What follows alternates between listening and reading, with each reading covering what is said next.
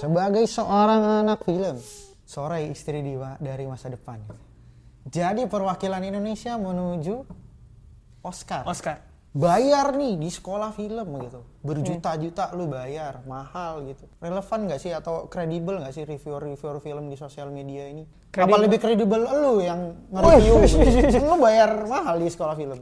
Dengan orang-orang. Jadi film yang dekat tuh nggak bagus. Emang banyak yang salah jalan di kuliah film? Mungkin.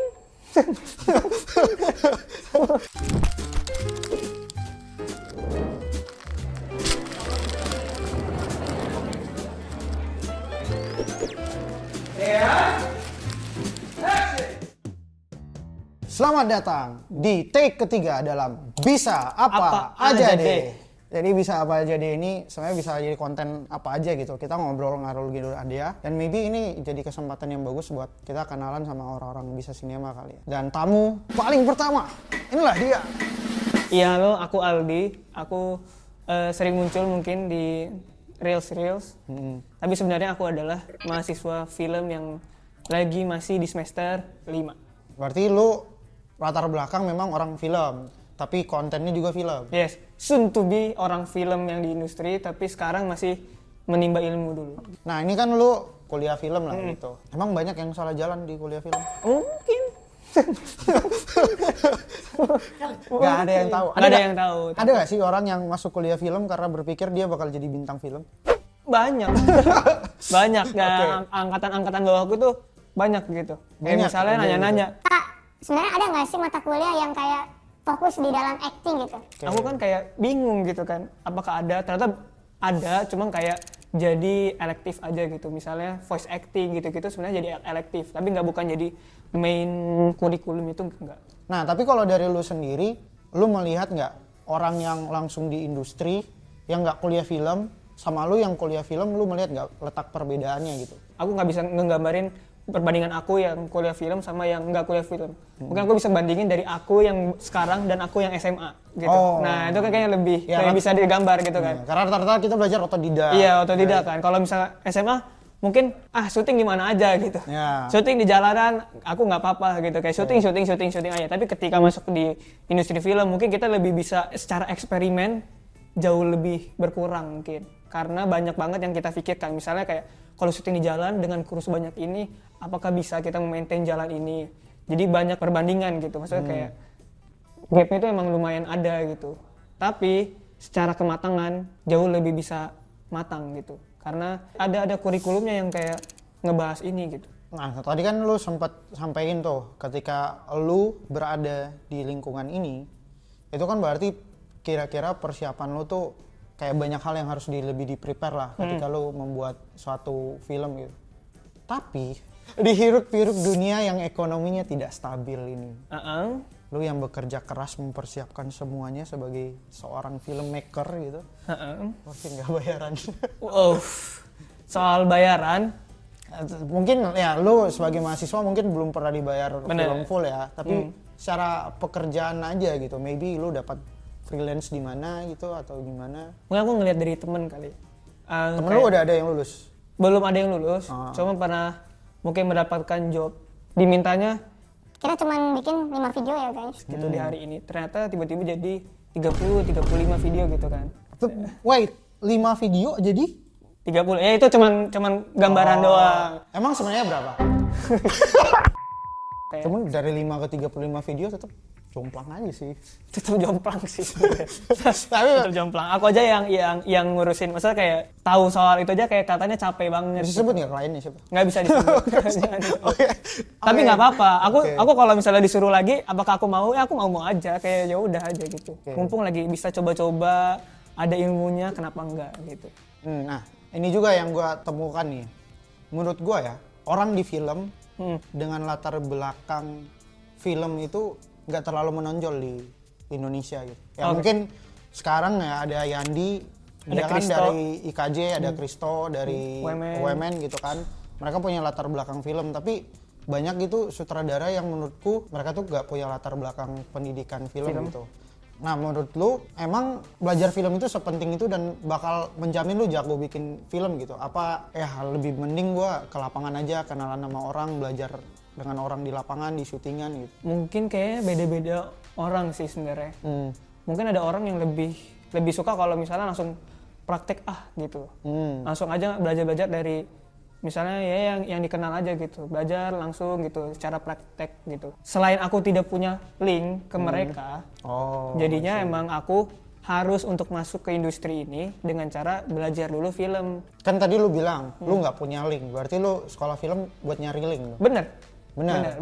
Mungkin nggak cuma di jurusan film, tapi kayaknya semua kuliah di semester 1 itu sebenarnya tugasnya adalah untuk nyari link gitu loh. Emang tugas apa gitu yang bikin lu bisa punya link? Misalnya jadi talent di Bisa Cinema gitu-gitu. Oh, masuk ya? Masuk ya? Jadi talent di Bisa Cinema. Jadi kalau mau dapat link, ke sinema bisa ikut workshopnya dan lain-lain. Saya itu. Jadi banyak banget ketika masuk di industri film karena emang dunianya adalah dunia film. Misalnya aku bahkan kenal Mas Peho kan jadi kenal yang lain-lain gitu loh. Jadinya emang jadi lebih gampang gitu untuk mendapatkan link tersebut. Emang Mas Peho siapa sih? Emang saya link yang bagus. Apa? Ya kurang bagus. kan bisa dijadikan contoh yang buruknya gitu. Gue penasaran sih sama tanggapan lu sama beberapa isu yang belakangan ini kayaknya rame nih di dunia perfilman. Sebagai seorang anak film, Sore istri dari masa depan. Jadi perwakilan Indonesia menuju Oscar. Sebenarnya kan bukan masuk Oscar sebenarnya ya. Oke. Baru disubmit, bener nggak sih? Jadi perwakilan Indonesia. Dari perwakilan ya kan. Ya. Melihat dari beberapa nama dari tahun ke tahun, di mana perwakilan Indonesia, film-film yang dikirim ke Oscar, Sore ini lumayan menarik gitu. Karena misalnya tahun berapa dimasukkan film Marlina si pembunuh 4 babak. Itu film yang bagus banget. Memang yang film bagus banget, tapi untuk segmented mungkin. Segmented people. Jadi menurut lu kalau Oscar itu nggak boleh cuman segmented people? Bukan kayak gitu, tapi lebih ke mungkin akan ada interesting point-nya gitu. Kalau misalnya tidak segmented gitu. Ada nilai plusnya. Ada nilai plus. Sore kan lumayan ribet secara struktur cerita gitu-gitu kan banyak. Tapi dilihat dari jumlah penontonnya banyak juga gitu loh. Jadi ini hal yang menarik untuk Sore jadi perwakilan. Gitu. Karena menurut lo si film-film sebelum Sore ini nggak sepopuler Sore gitu. Bener. Untuk kalangan orang-orang umum gitu. Mungkin yang paling mendekati Sore secara angka jumlah penonton adalah mungkin Ngeri-Ngeri Sedap. Oh, Ngeri-Ngeri Sedap. Sedap. Iya. Itu kan sebenarnya sangat banyak kan penontonnya, komedi gitu-gitu. Tapi kalau misalnya Sore nggak tahu kayak secercah harapan. Nah gitu. Tapi buat lo sebenarnya festival film apalagi kayak Oscar ini emang sepenting itu buat anak-anak film? Penting banget buat gengsi ya. Buat gengsi doang. Buat gengsi. Tapi gengsi nggak doang sih emang. Nggak doang, tapi emang gengsi itu balik lagi sih ke linknya itu loh. Kayak aku kan bikin film untuk tugas sebenarnya. Tapi walaupun dari awal kayak aku mah nggak peduli soal festival, yang penting bikin ini. Tapi tetap aja kan pengen submit ke sini biar dapet sih ada titel-titelnya sendiri. Jadi emang ada secara gengsi. Ada daun-daunnya. Daun-daun laurel itu loh yang bikin di poster jadi lebih rame. Sutradara paling banyak dapat penghargaan. Banyak penghargaan? Ya, festival. Tahu nggak? Nggak tahu siapa. Yang di Laurel. Masuk ya? Masuk. Yang nggak tahu Laurel itu daun-daun guys yang ada di festival kalau apalah gitu. Ini editor. Oke, balik lagi ya. Kan tadi lu sempat mention kalau misalnya salah satu film yang lu anggap bagus tuh Marlina si pembunuh 4 babak gitu kan. Dan itu seingatku filmmakernya namanya Garin Nugroho gitu. Sekarang filmnya tuh musikal Siapa Dia ya gitu. Cuman sayang banget kemarin penontonnya itu cuman 8.000 doang flop ya gitu. Nah, menurut lo sebenarnya Garin Nugroho ini yang setauku ya banyak filmnya yang festival banget lah gitu. Dia masih relevan gak sih buat anak-anak muda zaman sekarang, apalagi buat usia-usia kita nih yang sekarang lagi ada di industri film atau lagi belajar film gitu. Mungkin kalau secara relevan atau enggak gitu. Tapi kalau misalnya apakah tahu namanya itu? Tahu gitu loh. Tapi kalau misalnya dibandingin Garin Nugroho dan Yandi Laurens. Lebih kenal mana secara personality, secara film dan lain-lain. Yandi Laurens karena emang platform yang dia publikasikan, misalnya kayak podcast dan lain-lain kan emang paling sering adalah si Andi Lawrence ini. Di mana-mana ada dia. Sedangkan Garin Nugroho jarang banget gitu. Paling ada ketika premiere gitu-gitu doang. Jadi menurut lu sulit nggak buat filmmakers festival itu harus pada akhirnya terjun di komersil? Pada akhirnya kita bisa melihat angka yang berbicara kan ketika Garin Nugroho membuat film Siapa Dia gitu. Sulit nggak sih? Kayaknya sih sulit sih.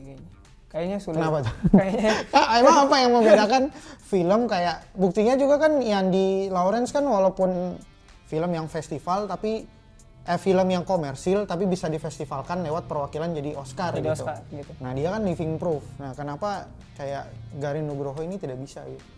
mungkin kalau misalnya Garin tuh kayak kurang dekat gitu. Kurang dekat ke penonton. Karena emang fokusnya mungkin dibikin film yang bagus gitu. Bukan bikin film yang dekat gitu dengan orang-orang. Jadi film yang dekat tuh nggak bagus. Iya makanya itu balik lagi ke orang-orang gitu. Okay. Tapi kalau secara relevansi mungkin kurang gitu. Atau mungkin akunya yang kayak Ya mungkin kurang. bisa juga salahnya di kita Iya, kan. di kita, iya. Kita yang nggak relevan gitu sama filmnya. Oke, balik lagi nih ke film-film yang komersil banget. Berapa tahun lalu tuh sebelum ada Jumbo yang sempat jadi film terlaris kan KKN Desa Penari gitu. Benar. Nah sebenarnya dari lu sendiri generasi Gen Z nih nanti pas masuk ke industri kalian bakal mengubah industri ini atau tidak gitu? Masih setuju nggak? Apa kita tetap butuh emang film-film horor, butuh film religi, butuh film jual sedih-sedih gitu? Aku sih ngerasa semua orang tuh berhak untuk bikin film apa aja gitu loh. Oke. Jadi kalau aku sendiri apakah aku akan aku akan mengubah semua industri film ini, tidak ada film horor, tidak ada ini, tidak. Jadi jawabannya sebenarnya nggak apa-apa gitu loh. Nggak apa-apa, Emang oke. itu sebenarnya bagian dari variety dari masing-masing banyaknya orang-orang yang bikin film gitu.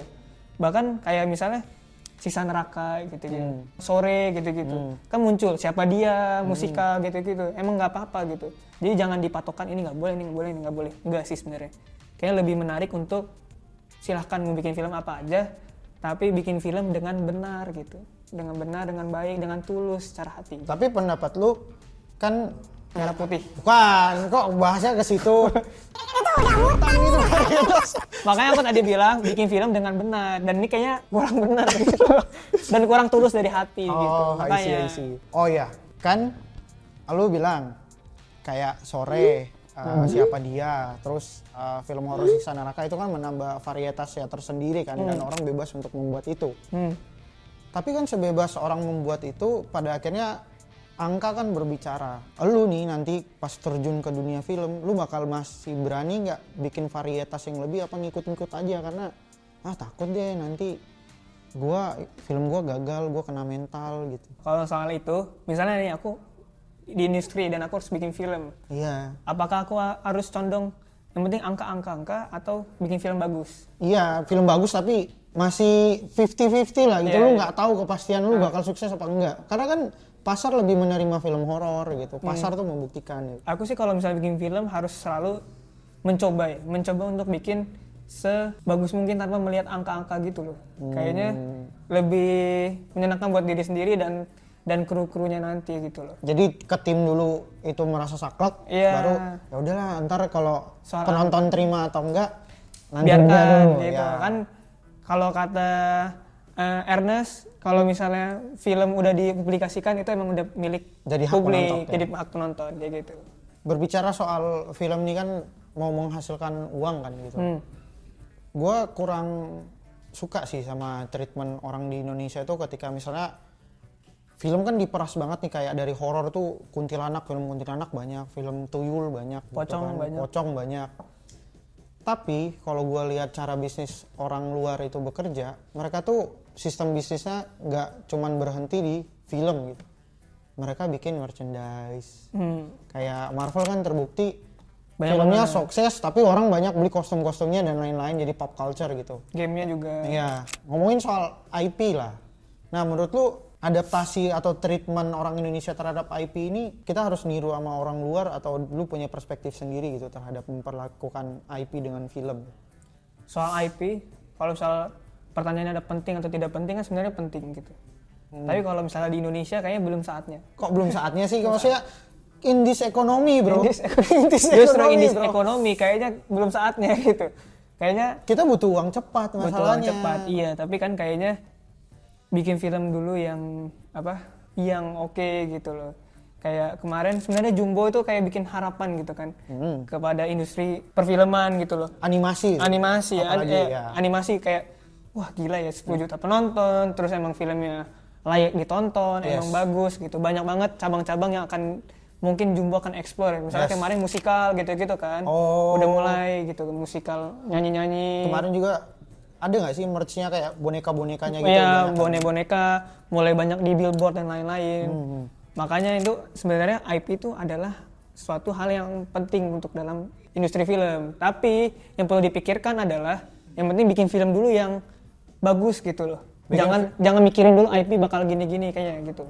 Bikin film dulu yang bagus, baru mikirin soal IP-nya. Baru soal IP. Jadi jangan bikin film untuk kayaknya bakal IP-nya kesini gitu. Kalau dari dulu kan bikin film bagus dulu, baru IP-nya dibagusin. Iya. Tapi kalau misalnya kita lihat contoh sekarang, menurutku ada juga orang nggak setuju ketika IP itu diperas. Iya. Contohnya Boruto.